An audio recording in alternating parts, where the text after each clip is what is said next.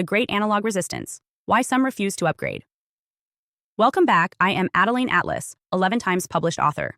In a world racing toward full integration with artificial intelligence, genetic modification, and neural networks, a strange and growing movement has begun pushing in the opposite direction. These are not your average technophobes.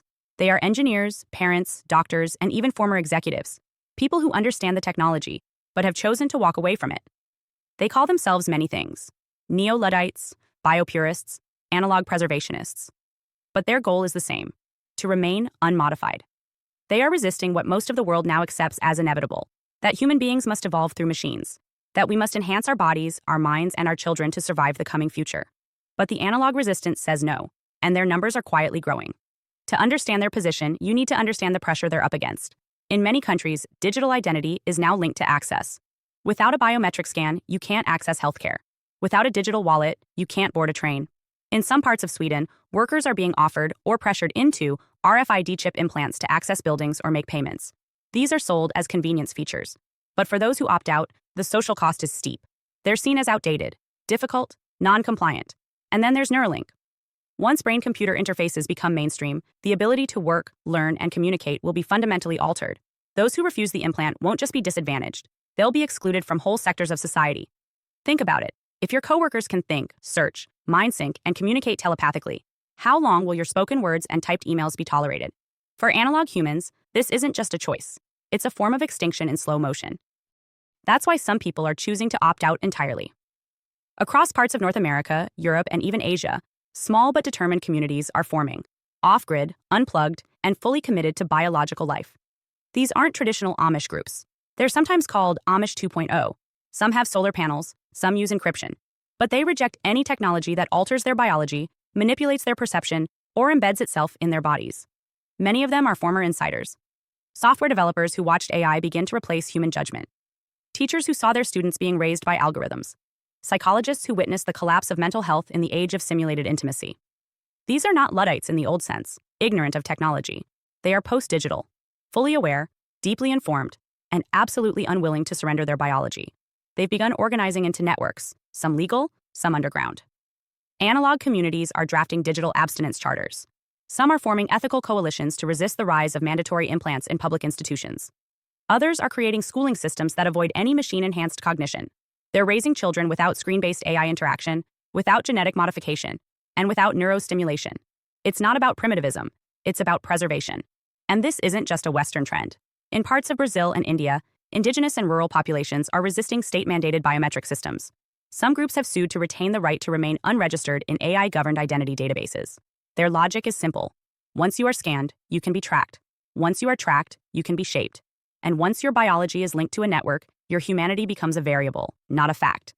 Critics of the analog resistance say this is paranoia, that these people are fear-mongering. But look at the pattern. Once smartphones became standard, everyone who refused one was slowly locked out of communication.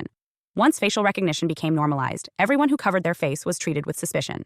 And now, with AI companions, synthetic dating, biometric payment, and embedded cognitive enhancement, the same pattern is emerging. Resistance isn't paranoia, it's pattern recognition.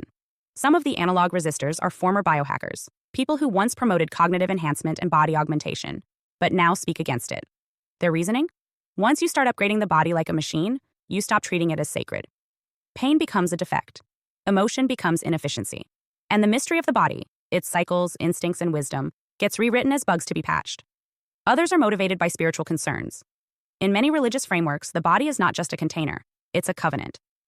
Altering it at the genetic or neural level is seen as violating that covenant. For these groups, maintaining unedited DNA and unaugmented cognition is not just a right, it's a responsibility. There's also an emerging psychological profile of the analog resistors. Many report higher baseline anxiety when surrounded by digital systems that anticipate, predict, and optimize their every move.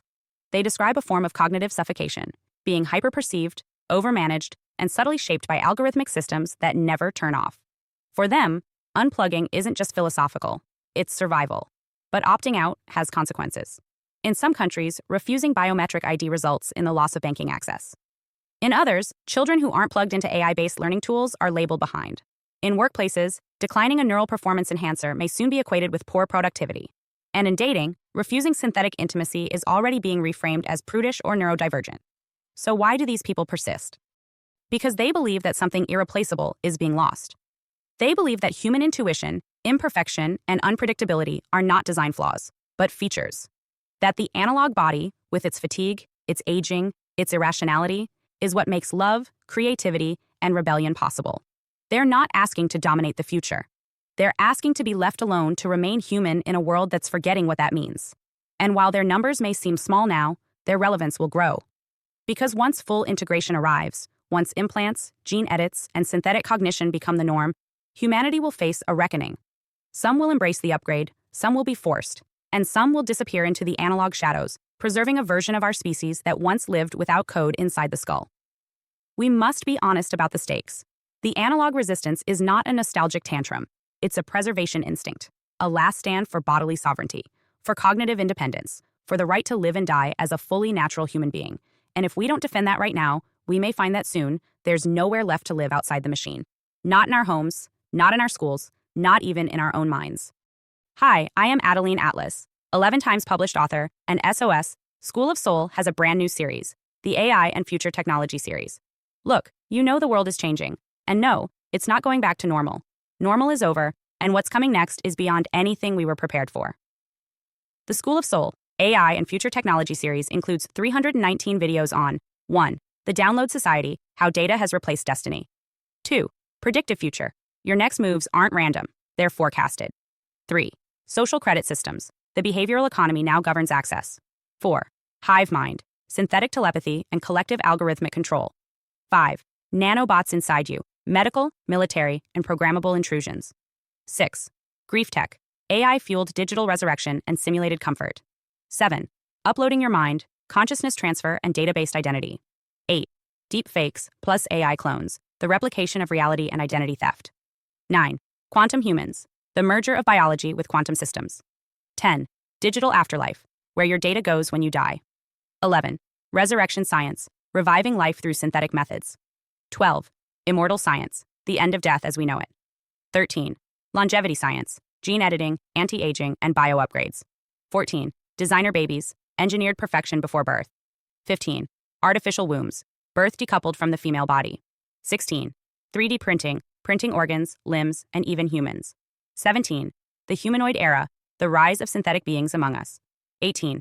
Legacy humans, the slow phase-out of unmodified analog people. 19.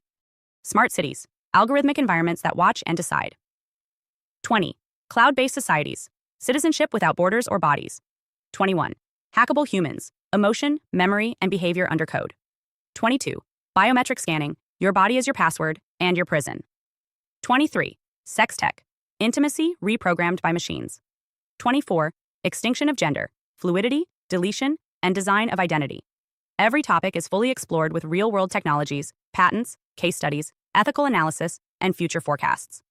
These aren't someday discussions. This is already happening. Join the SOS School of Soul Vault to overstand the future before it's implemented on you.